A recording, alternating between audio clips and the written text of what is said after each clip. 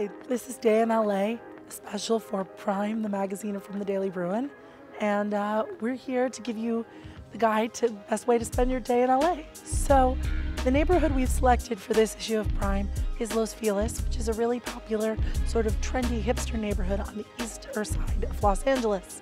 And what's cool about this neighborhood is it has a lot of trendy restaurants, a lot of trendy stores, and it's right at the base of Griffith Park.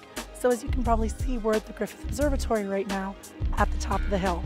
So we've been all over town today looking at all kinds of different cool locations and checking them out.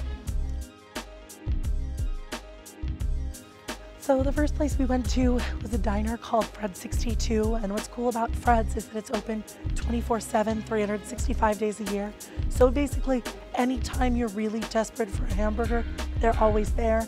And it's cool because it's not really expensive. There's a lot of options you can have. Like, you can walk out of there with a meal and a drink for under $10. And it's just got like a very fun, very relaxed vibe. It's kind of somewhere you go on a Saturday morning for brunch when you're hungover, which has its goods and its bads, but it's definitely a fun place to check out.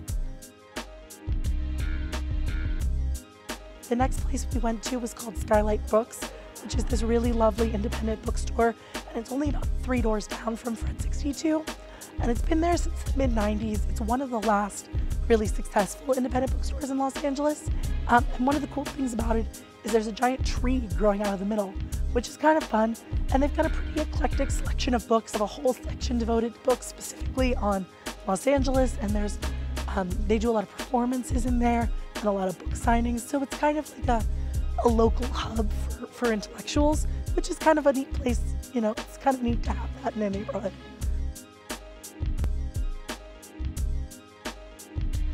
Our next stop was a really kind of funky store called Pop Killer Department. It's got a lot of funny things, cool vintage clothing, weird objects. They sell like bras made out of candy, like all kinds of sort of fun, silly things, but also a lot of really pretty vintage clothing. They have Jesus toast usually somewhere. Might be down there.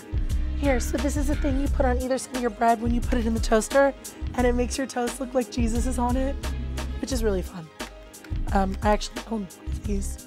Our toaster broke, so it's kind of sad. So the fourth place we went to was a restaurant, coffee place. It's that's kind of the general gist of it. It's called Alcove Cafe.